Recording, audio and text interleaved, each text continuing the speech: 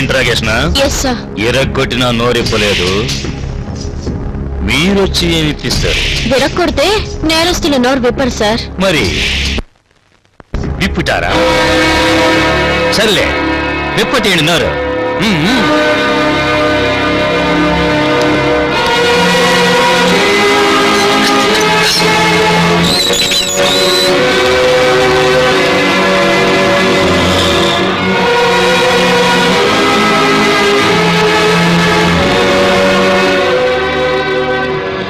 మీ అబ్బాయిని గురుకుల పాఠశాల చేర్పించాను.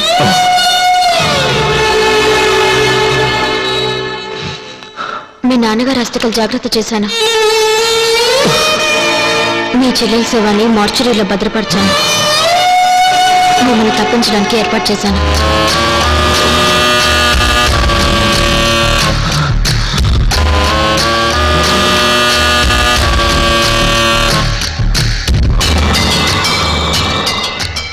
నేను డ్యూటీలోంచి సస్పెండ్ అయినందుకు ఫీల్ అవడం లేదు సార్.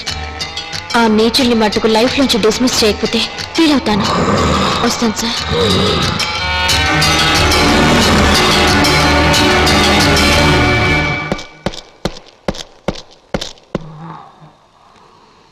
తినవయ్యా, నా మాట వినవయ్యా, ఆయన వచ్చేస్తారు. తిను.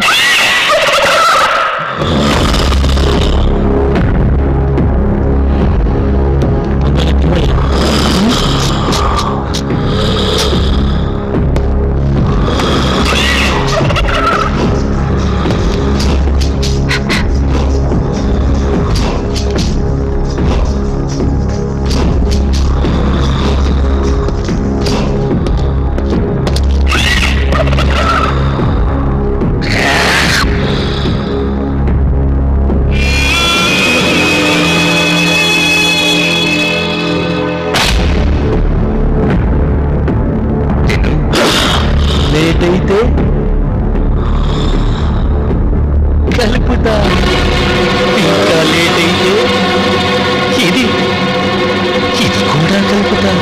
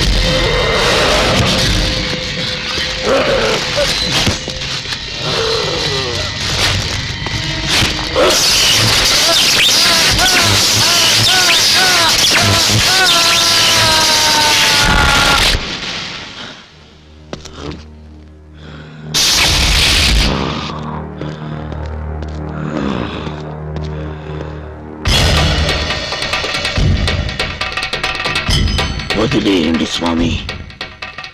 నా కథ విన్నవాళ్ళు, కన్నీళ్లు కూడా పెట్టుకున్నవాళ్ళు నన్ను ఒక్కసారికి వదిలేయండి. మాల వేసుకున్నవాడు మనిషి రూపంలో దేవుడు అంటారు. ఈ ఒక్కరోజు డ్యూటీలో అయ్యప్ప భజనకి వెళ్ళొచ్చాననుకోండి స్వామి. గురుస్వాములు, మీకు సాష్టాంగ పడుతున్నాను. మీ మీద చెయ్యెత్తలేక వేడుకుంటున్నాను. నన్ను వదిలేయండి. అంటే మాల లేకపోతే చంపేస్తావా? నాకు దేవుడట్టొచ్చినా దయ్యాలట్టు పడినా వాళ్ళని చంపే తీరతాను స్వామి.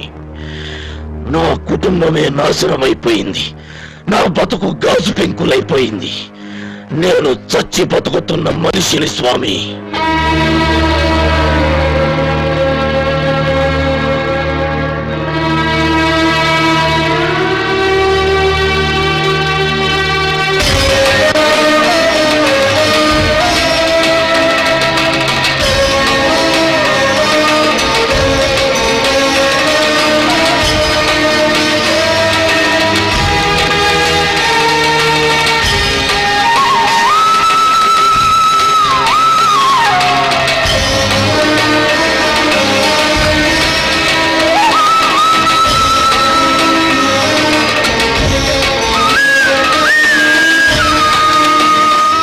గుడిలో బూతులు మాట్లాడడం ఎంత పాపమో, జైలునే గుడిగా నమ్మిన వాడిని నిన్ను సమర్థించడం అంతే పాపమని జైలు బయటకు వచ్చాను.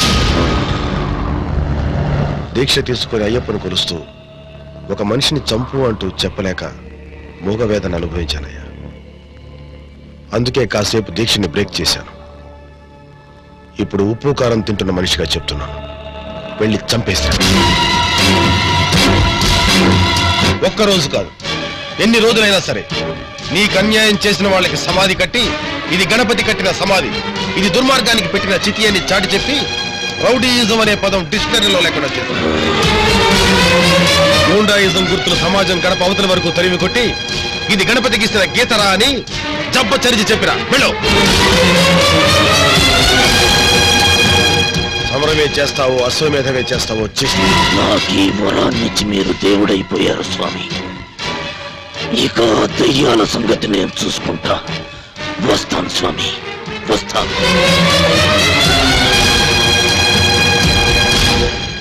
స్వామియే శరణమయ్యప్ప.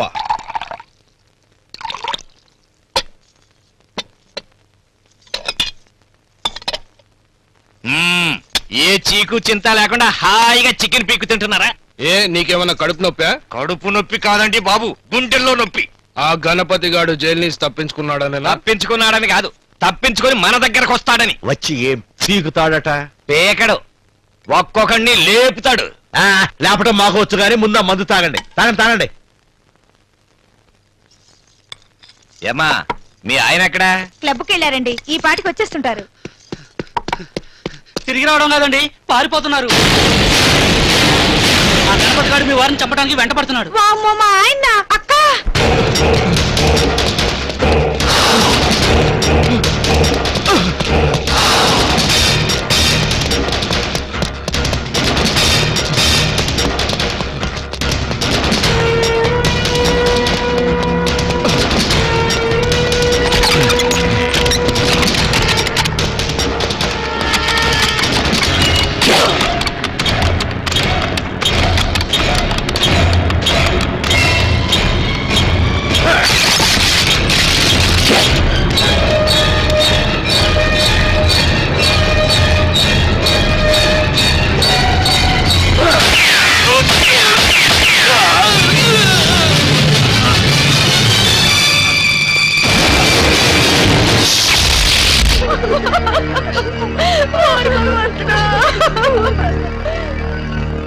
సార్, ఇప్పటికైనా నా మాట వినండి.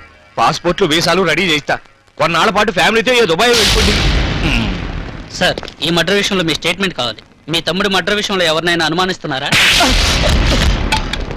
అనుమానం ఉందా అని అడుగుతారా? నీ అబ్బా, నీకు తెలియదురా నా తమ్ముని చంపిందారా? అసలు మీ డిపార్ట్మెంట్ వల్లే కదా వాడు బయటపడింది. ఆ lady SI Boyapati Venkata Mahalakshmi help లేకుండా వాడు బయటపడే స్కోప్ లేదండి. దాన్ని పట్టుకుంటే గాని ఆ గణపతి గాడు ఎక్కడున్నాడో తెలియదు.